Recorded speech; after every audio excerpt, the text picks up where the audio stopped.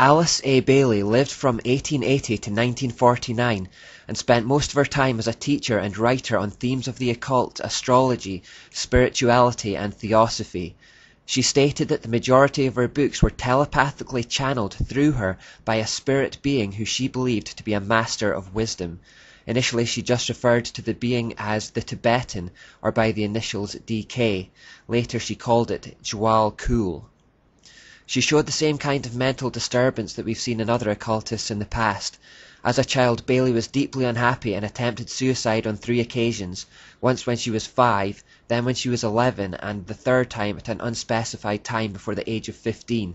It was after this third attempt, aged 15, on June the 30th, 1895, that she was apparently visited by a stranger who told her that she needed to develop self-control in preparation for certain work that was planned for her to do.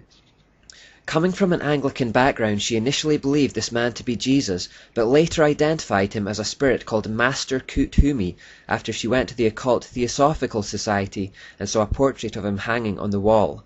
Theosophists believe that this spirit had previous incarnations and that one of them was Pythagoras, who you might remember was an influence on Plato, and also St. Francis of Assisi, amongst others. As a result of this, St. Francis of Assisi has been named the patron saint of the United Nations. You may also remember that St. Francis of Assisi was one of the main inspirations for Ignatius Loyola. On top of this, it's also in St. Francis Day that thousands flock to the Cathedral of St. John the Divine in New York City for the mocking Blessing of the Beast ceremony. You may also remember that the UN chose San Francisco, which is Spanish for St. Francis, as the location for the first UN meeting and charter signing. Plus, the town of San Francisco is known for being especially liberal and permissive.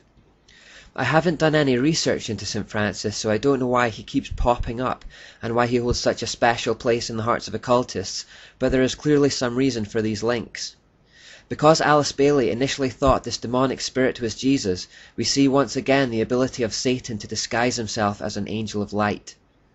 In earlier life, Bailey was married to an Episcopalian minister, but after it failed, she severed ties with her Christian heritage altogether and remarried a 32nd degree Freemason, Foster Bailey. Together they founded the esoteric magazine The Beacon and started a company called the Lucifer Trust. This organization was created to manage the business of publishing her 25 demonically channeled books. They later changed its name to the Lucis Trust to hide its true meaning. This Lucis Trust is today another key NGO for the United Nations. As a subsidiary to the Lucis Trust, they also created the World Goodwill Organization to help mobilize the energy of goodwill to cooperate in the work of preparation for the reappearance of the Christ, to educate public opinion on the causes of the major world problems, and to help create the thought form of the solutions. She also used the Lucis Trust to found something called the Arcane School, which gives a series of courses on her views on karma, reincarnation, and the divine nature of man. The school uses typical hierarchical degrees of esoteric knowledge. As is to be expected of anyone driven by the hidden hand of Satan, she also had the telltale hatred for the Jewish people, referring to them as the Jewish problem. Now from that background you can probably tell that her teaching's not going to be good, but here are some quotes. She wrote, "I dedicate myself anew to the service of the coming one, and will do all I can to prepare men's minds and hearts for that event. I have no other life intention." Now when occultists talk about a coming one, or even use the term Christ or cosmic Christ, they are not referring to Jesus, who in their inverted version of events is the evil one. To them, the Christ is in fact Lucifer, the Antichrist. This is the one for whom they wait, and the one who they are preparing the world to receive. Indeed, she clarifies this when she writes, "The Tibetan has asked me to make clear that when he is speaking of the Christ, he is referring to his official name as head of the hierarchy. The Christ works for all men irrespective of their faith. He does not belong to the Christian world any more than to the Buddhist or Mohammedan or any other faith. There is no need for any man to join the Christian church in order to be affiliated with Christ. The requirements are to love your fellow men, lead a disciplined life, recognize the divinity in all faiths and all beings, and rule your daily life with love." So here we see her demonic spirit guide telling her to promote the idea that all faiths are equal and there is no single faith that is exclusively true. These are the ideas that are built into Robert Muller's World Core curriculum. Alice A. Bailey wrote that when their Antichrist comes, first of all, he will come to a world which is essentially one world. So they believe that they have to create this one world order in order to prepare the way for their Antichrist. That's what the UN are doing. Bailey goes on to say, "The major effect of his appearance will surely be to demonstrate in every land the effects of a spirit of inclusiveness, an inclusiveness which will be channeled or expressed through him. All who seek right human relations will be gathered automatically to him, whether they are in one of the great world religions or not." She then goes on to say, "All who see no true or basic difference between religion and religion, or between man and man, or nation and nation, will rally round him. Those who embody the spirit of exclusiveness and separateness will stand automatically and equally revealed, and all men will know them for what they are." So the Antichrist will have all the world's religions rallying round him and finding in him their shared Babylonian origins which will unite them all. But yet she talks distastefully about another group of people at this time who will be exclusive and separated from the group. Who will these people be? The ones that don't conform. Those of the Judeo-Christian heritage, of course. We who adhere to the only faith that is genuinely different and which isn't rooted in Babylon. As you might imagine, we who are seen to be opposing this world peace and not joining in the unity will be seen as hateful and intolerant. We therefore will be hated and despised and persecuted for not conforming to the crowd. This spirit of inclusiveness, as she calls it, is already on show in the world today, but it will grow stronger. As the world pulls together in a one-world system, Christians who are brave enough not to conform will increasingly be isolated and separated. Bailey herself confirmed that all religions emanate from the same spiritual source, and that one day everyone would come to realize this.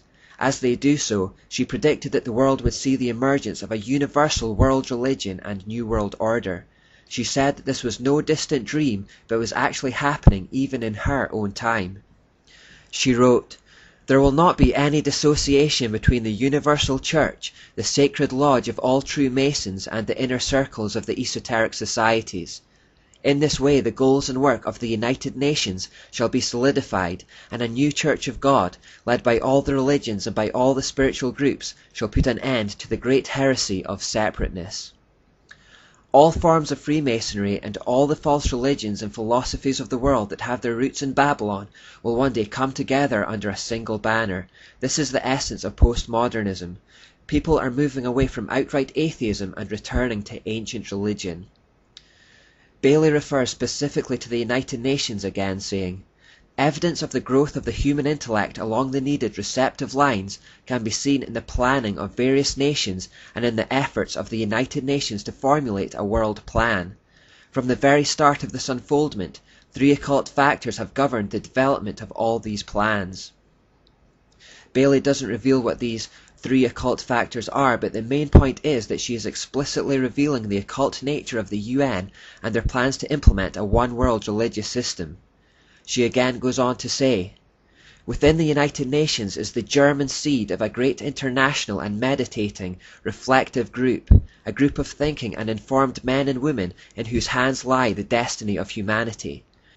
This is largely under the control of many fourth-ray disciples, if you could but realize it, and their point of meditative focus is the intuitional or Buddhic plane, the plane upon which the hierarchical activity is today to be found."